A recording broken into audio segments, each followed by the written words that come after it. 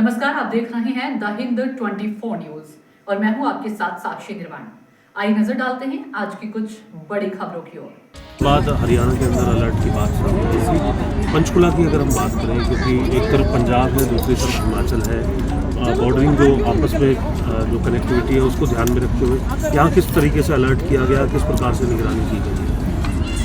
Sir, कल की घटना के बाद जो हाई अलर्ट एक जारी हुआ हमारे स्टेट में, तो उसको मद्देनजर रखते हुए जितने भी फटाफट हमने ये इंश्योर किया कि हमारे जितने भी जो एक रेलवे स्टेशन हो गया या बस स्टैंड हैं या जो भी पार्किंग लॉट्स हैं या जितने भी टैक्सी स्टैंड हैं, वहाँ पर हमने तुरंत प्रभाव से ये सुनिश्चित किया कि कोई भी अनक्लेम बैगेज या कोई लावारिस वस्तु नहीं पड़ी हो। और इनफैक्ट पिछले हफ्ते ही हमने ये भी अभियान चलाया था कि जितने भी पुरानी गाड़ियाँ खड़ी हुई थी सिटी एरिया में, उनको हमने चेक किया था और उनको इम्पाउंड कर लिया था। बाकी साथ ही साथ आज हमने जितने भी सेकेंड हैंड कार्स के डीलर्स होते हैं उनके पास भी जाके ये चेक किया है, उनके रिकॉर्ड्स चेक किए हैं कि उन्होंने बीते कुछ दिनों में गाड़ियाँ किसको बेची हैं, और यदि उसमें से कोई भी सस्पेक्टेड बंदा लग रहा है तो उसकी वेरिफिकेशन की जा रही है। सो फार हमारे ज़िले की नील रिपोर्ट आई है, सारी वेरीफाइड हैं।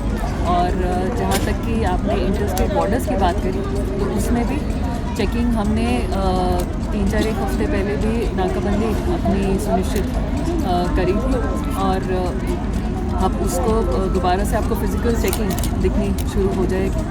अदरवाइज़ उसको हम अपने कंट्रोल रूम से सीसीटीवी के द्वारा मॉनिटर कर रहे थे, बट फिजिकल चेकिंग भी शामिल। मुख्यतः कौन कौन से पॉइंट्स लेने वाले हैं, इस पर खास फोकस रखा जाएगा, क्योंकि जो क्लास का डिस्टेंस है बहुत दूर है, लेकिन किस तरह से पॉइंट्स की बात करें पंचकुला की, क्योंकि पूरे उत्तर भारत गंभीर है ये मामला, कितनी गंभीरता इसमें देखते हैं आप? कोई भी ऐसा ब्लास्ट हो जाना, और वो भी देश की राजधानी में हो रहा है, काफ़ी गंभीर मामला है। एंड ज़्यादातर ऐसे मूवमेंट की हमें इंटेलिजेंस जो हमारे तंत्र रहते हैं उनके द्वारा पता चलता है। बाकी हम भी अपनी तरफ से एक पुलिस की प्रेजेंस हो, एक सतर्कता हो, कोई भी अगर सस्पेक्टेड मूवमेंट है, कोई भी सस्पेक्टेड लोग आकर हमारे एरिया में होटल वगैरह में धर्मशालाओं में रुक रहे हैं, तो उन पर निगरानी रखकर हम ऐसे इवेंट्स को प्रिवेंट करने की पूरी कोशिश करते हैं। और आपका जैसे सवाल था कि मुख्यतः कौन से ऐसे एरियाज़ हैं जहाँ पर ज़्यादा जोर दिया जाएगा, बजाय कि मैं आपको बताऊँ कि स्पेसिफिक ये पॉइंट्स हैं, ये पॉइंट्स हैं, ये पॉइंट्स हैं, तो पुलिस की चेकिंग तो देखिए तभी प्रभावी है जब वो औचक हो और एकदम अनप्रेडिक्टेबल तरीके से हो। तो मैं आपको बस इतनी अपना आश्वासन देना चाहूँगी कि जो भी ट्रैफिक हमारे यहाँ से गुज़र रहा है, हमारी तरफ से चाहे दूसरे स्टेट से एंटर कर रहा है या एग्जिट कर रहा है, उस पर निगरानी रखी जाए। मैडम, अनआइडेंटिफाइड गाड़ियों की बात तो आपने की, एक तो वो जो गाड़ियाँ पुरानी जो कुछ आप बता रहे हैं इम्पाउंड की, उनकी संख्या क्या है, और दूसरा जो डीलर्स से आपने बात की है उसकी जो वेरिफिकेशन में कितनी गाड़ियाँ जो है वेरीफाई आपने सो फॉर अभी तक के इतने कम टाइम स्पेंड में? जी, इसके आंकड़े तो अभी मेरे पास नहीं मौजूद, पर ये वेरिफिकेशन ज़रूर हुई है सभी डीलर्स के पास, सेकेंड हैंड कार के जो डीलर्स हैं। एंड जो गाड़ियों के इम्पाउंड होने की जो संख्या है, जो हमने अभियान पिछले वीकेंड ही करा था, वो करीबन 12-15 गाड़ियाँ जो इम्पाउंड की गई थी।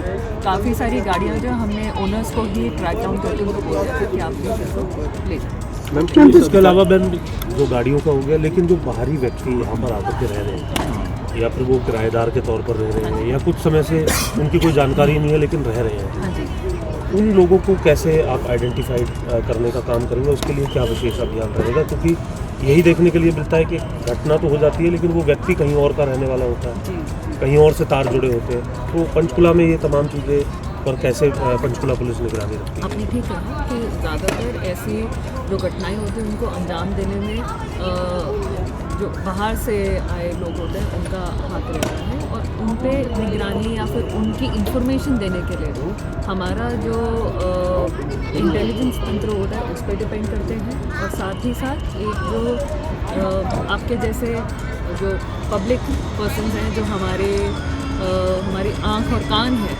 ऑन द ग्राउंड, उनसे भी हमें इंफॉर्मेशन उनकी खाती है।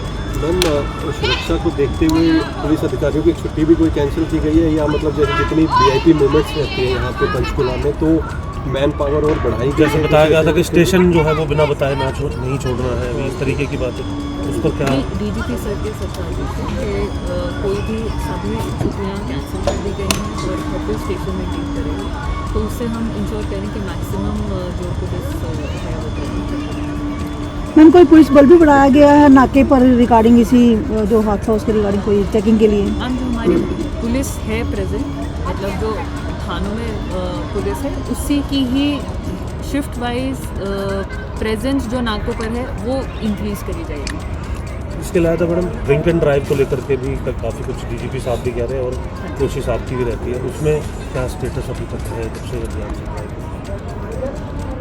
जी, पंचकुला की हमेशा तुलना एक हमारे जो नेबरिंग डिस्ट्रिक्ट्स हैं या नेबरिंग स्टेट्स हैं उनसे की जाती थी, तो मुझे बताते हुए अच्छा लगता है और गर्व है कि हमने इम्प्रूव किया है, काफ़ी इम्प्रूव किया है। पब्लिक से भी जो फीडबैक मिलता है कि दी आप लोग बहुत सख्ताई कर रहे हैं, विच इज़ गुड ओनली, तो अभी हम अच्छा कर रहे हैं और आशा है कि आगे भी और अच्छा। तो मैम बॉर्डर पर चौकसी बढ़ेगी और जो बॉर्डर स्टेट है उनसे भी कॉन्टैक्ट हुए हैं जो अधिकारी हैं उनसे? देखिए, जो SHO लेवल पे और क्राइम यूनिट्स के लेवल पर जो कोऑर्डिनेशन है वो हमेशा रहता ही है। एंड साथ में हमारे Panchkula by the virtue of being a corner district and VIP movement की वजह से वैसे भी कोऑर्डिनेशन हमारा रहता ही है, बट ऑब्वियसली इसको मद्देनज़र रखते हुए और अच्छे से एक तालमेल। देखते रहिए द हिंद 24 न्यूज़।